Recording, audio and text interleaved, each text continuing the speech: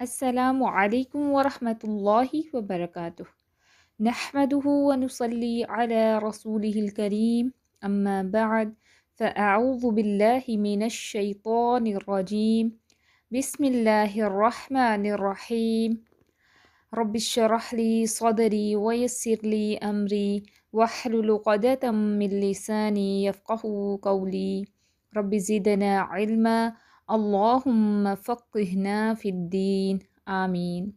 کیسی ہیں آپ سب؟ امید ہے ایمان اور عمل کی بہترین حالتوں میں ہوں گی۔ الحمدللہ ہمارے نون ساکن اور تنوین کے قوانین مکمل ہو گئے ہیں۔ آج ہم انشاءاللہ تعالی اس کے میم ساکن کے قوانین پڑھیں گے، سیکھیں گے۔ چلیں لیسن دیکھتے ہیں اپنا میم ساکن کے قوانین۔ اس کے ہم تینوں ہی رول آج انشاءاللہ تعالی پڑھ لیں گے کیونکہ بہت ایزی ہیں۔ رول نمبر 1 ہے ہمارا کہ میم ساکن کے بعد اگر با آ جائے تو 3 ٹائمز ہولڈ ہائڈ اخفا ہوگا، تو اس کو اخفا شفوی کہتے ہیں۔ جو میم ساکن کے قوانین کے لیے ہوں گے ان کو اخفا شفوی کہیں گے۔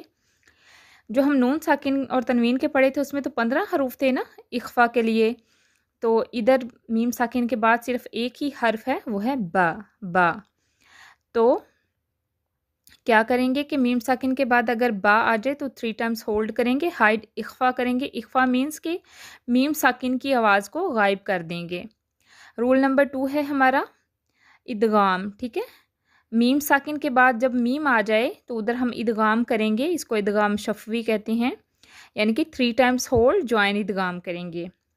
لیکن ہم نے جو نون ساکن اور تنوین کے پڑھے تھے اس کے 4 تھے نا، ینمو جو تھے وہ ہم نے غنہ کے ساتھ 3 ٹائمز ہولڈ کر کے جوائن ادغام کیا تھا، لیکن ادھر میم ساکن کے بعد ایک ہی حرف ہے، وہ ہے میم، ٹھیک ہے۔ میم ساکن کے بعد با آ جائے تو اخفا ہوگا، اسے اخفا شفوی کہتے ہیں، اور میم ساکن کے بعد میم آ جائے تو 3 ٹائمز ہولڈ جوائن ادغام کریں گے، اس کو ادغام شفوی کہتے ہیں۔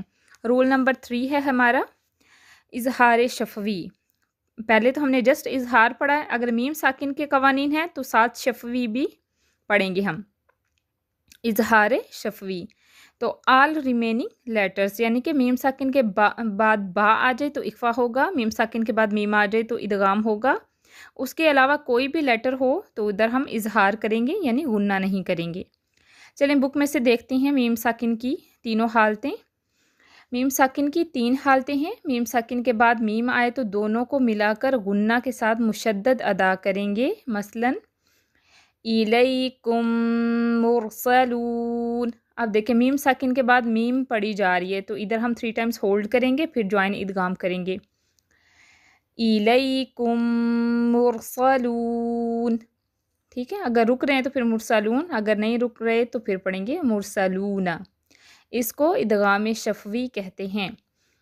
آگے ہے میم ساکن کے بعد با آئے تو غنہ کے ساتھ اخفا کریں گے، اس کو اخفا شفوی کہتے ہیں، مثلاً وما ہم بمؤمنین۔ اب اس میں وما ہم بمؤمنین نہیں پڑھیں گے نا، میم ساکن کی آواز کو ہم نے ہائڈ کرنا ہے، غائب کر دینا ہے، تو پڑھیں گے وما ہم بمؤمنین۔